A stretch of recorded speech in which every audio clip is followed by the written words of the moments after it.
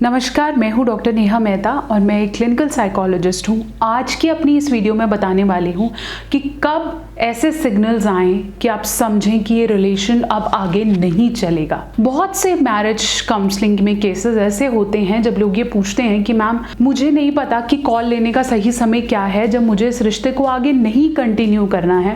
मैं ऑलरेडी बहुत कुछ झेल चुकी हूँ और शायद मैं ये आखिरी कोशिश कर रही हूँ कि मैं मैरिज काउंसलिंग करूँ। बहुत से कपल्स जो रिलेशनशिप में हैं बिफोर मैरिज, उनकी भी एक कांस्टेंट क्वेरी रही है कि मैम कैसे पता लगाएं कि ये सही समय है जब मैं अपने पार्टनर को मना करूं। बहुत से लोगों को लगता है हर्ट होगा, लेकिन वो खुद बहुत हर्ट हो रहे होते हैं और फिर भी उसे कंटिन्यू कर रहे होते हैं क्योंकि उन्हें लगता है कि नहीं, अब ये सही समय नहीं है। तो वो क्या सही समय है जब आपको समझ में आ जाए कि अब इस रिलेशनशिप को तोड़ना ही सही रास्ता है। तो चलिए शुरू करते हैं।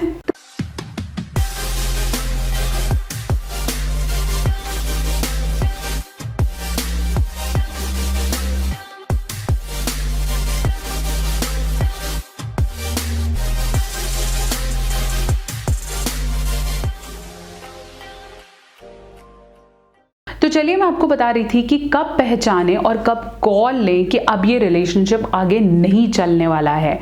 पॉइंट नंबर 1, जब आपको ये समझ में आ जाए कि जो एफर्ट्स मेरे लिए पहले लिए जा रहे थे मेरे पार्टनर की तरफ से, अब वो एफर्ट नहीं लिए जाते। ऐसा होता है शादी के बाद कि जितना गिफ्ट्स मिलना, जितना एप्रिसिएशन मिलना शादी से पहले होता था या नए नए रिश्ते में होता है, वो धीरे धीरे फीका पड़ने लगता है। बट इसका ये मतलब नहीं है कि एफर्ट ज़ीरो हो जाएंगे। ऐसा हो सकता है कि 100 से वो 50 आ जाए या 20 आ जाए, बट अगर वो ज़ीरो हो गए हैं, आपको फॉर ग्रांटेड लिया जा रहा है आपके रिपीटेटिव बताने के बाद भी, और उस तरफ से कोई एफर्ट नहीं है। अब एफर्ट की डायरेक्शन सिर्फ फाइनेंशियल नहीं है, फिजिकल, इमोशनल, किसी भी तरीके से अगर आपको लग रहा है कि एफर्ट नहीं दिया जा रहा है, तो वो सही समय है इस रिलेशनशिप को ब्रेकअप करने का। क्योंकि जिस रिलेशनशिप में फिजिकली, मेंटली, सोशली और फाइनेंशियली एफर्ट नहीं है, वो रिलेशनशिप चलाने का फायदा नहीं है। सिग्नल नंबर 2, अगर आपको लगता है कि अब आप और आपका पार्टनर कम्युनिकेशन नहीं करते हैं, आए, बैग रखा, नहाने गए, आए, खाना खाया और सो गए। अगर आपको लगता है कि आपका पार्टनर या तो इतना बिजी रहता है कि कम्युनिकेशन मिस हो रहा है, या फिर कम्युनिकेशन ज़ीरो हो गया है, या वो लॉन्ग लव मैसेजेस कम्युनिकेट में सिर्फ K, okay, talk to you later हो गए हैं, तो समझ लीजिए कि आपके रिलेशनशिप वर्ज है ख़त्म होने की और इसे तोड़ना ही सही है। कम्युनिकेशन बहुत ज़्यादा ज़रूरी है एक मैरिज में, एक रिलेशनशिप में, एक कपल में।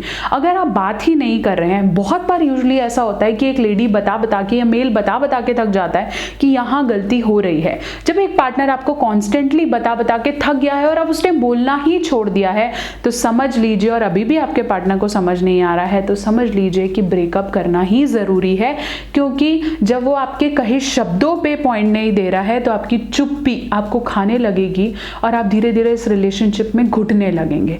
तो ज़रूरी है कि उसे टाइम से ख़त्म कर लिया जाए। पॉइंट नंबर 3, वो आपका पॉइंट ऑफ व्यू समझ ही नहीं पा रहे हैं, देयर इज़ नो अंडरस्टैंडिंग।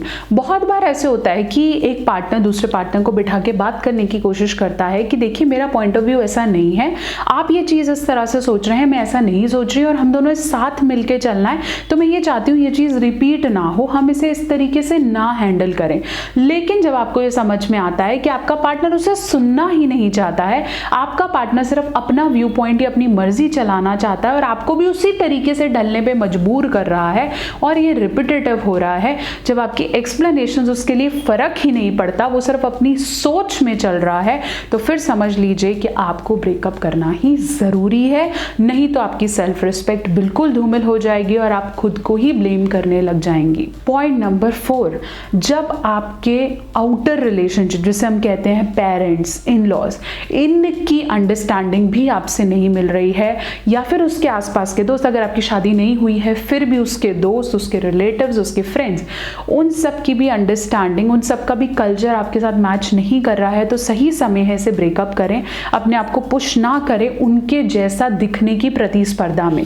बहुत बार ऐसे होता है कि लेडीज़ या एक पार्टनर कोशिश करता है कि मैं उसके स्टैंडर्ड के हिसाब से रेडी हो जाऊँ, उसकी मम्मी मुझे जैसा कहती है मैं वैसा खाना बना लूँ, या ये जो लोग कहते हैं मैं ऐसा कर लूँ। एक लिमिट तक करने में कोई बुराई नहीं है। लगे आपको लगता है कि मेरे कॉन्स्टेंट एफर्ट के बाद भी उनका कल्चर मेरा कल्चर, उनकी अंडरस्टैंडिंग मेरी अंडरस्टैंडिंग, उनका पॉइंट ऑफ व्यू मेरा पॉइंट ऑफ व्यू, उनके फाइनेंसेस और मेरे फाइनेंसेस मैच नहीं कर रहे हैं और उसके लिए आपको बार बार सुनना पड़ रहा है और आपका चेंज भी उन्हें नजर नहीं आ रहा है, तो फिर इस रिलेशनशिप को कंटिन्यू करने का कोई फायदा नहीं है। इसे तोड़िए, आगे बढ़िए और टॉक्सिक रिलेशनशिप की बजाय हैप्पीनेस देखिए। पॉइंट नंबर 5, ये भी एक बहुत इंपॉर्टेंट पॉइंट है। अगर आपको ऐसा लग रहा है कि ये रिलेशनशिप में मुझे हैप्पीनेस नहीं मिल रही है, अगर हम ट्रिप्स में भी जा रहे हैं, बाहर भी जा रहे हैं, तो मेरे लिए वो एफर्ट हो रहे हैं कि मुझे इनके साथ बाहर जाना पड़ेगा, मुझे अपनी पार्टनर की खुशी के लिए करना पड़ रहा है, जबकि वो मुझे हैप्पीनेस नहीं दे रहा है, मेरे लिए टॉक्सिकेशन हो रहा है। जैसे फोर्सफुली आपको ट्रिप पे लेके जाया जा रहा है लेकिन आपके फाइनेंसेस नहीं है, लेकिन आपकी गर्लफ्रेंड, आपकी वाइफ को फोर्स कर रही है कि हमें खुशी तभी मिलेगी जब हम बाहर जाएंगे, लेकिन वहां जाके भी आप परेशान हो रहे हैं, आपको हैप्पीनेस नहीं मिल रही है, या वो चीज़ें आप हैप्पीनेस के लिए सिर्फ किसी और के लिए कर रहे हैं, तो ये रिलेशनशिप में मत रहिए। आप सिर्फ एक गुड़िया बन के रह जाएंगे और आपका अंदर का इंसान खत्म हो जाएगा। इसके अलावा भी चीज़ें हैं जैसे self respect, frequent fights, culture clashes, family involvement. अगर ये सब चीज़ें कॉन्स्टेंटली बढ़ रही हैं तो समझ लीजिए कि ये रिलेशनशिप को कंटिन्यू करने का कोई फ़ायदा नहीं है। ये रिलेशनशिप आपको कहीं आगे नहीं लेके जाएगा।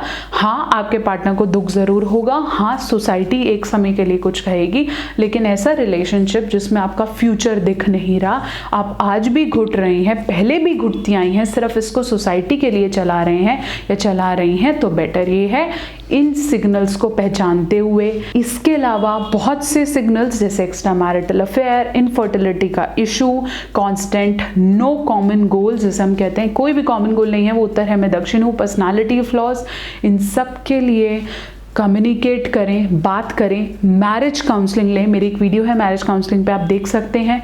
इस तरह की सलाह लें और फिर भी अगर ये काम नहीं कर रहा है, गो फॉर ब्रेकअप, क्योंकि ये सही समय है अपने आप को घुटाते ना हुए इस रिश्ते को तोड़ने का और आगे खुशी से बढ़ने का। आशा करती हूँ कि ये वीडियो आपको आपके क्वेश्चंस के जवाब दे पाई होगी। मेरे साथ बने रहेंगे।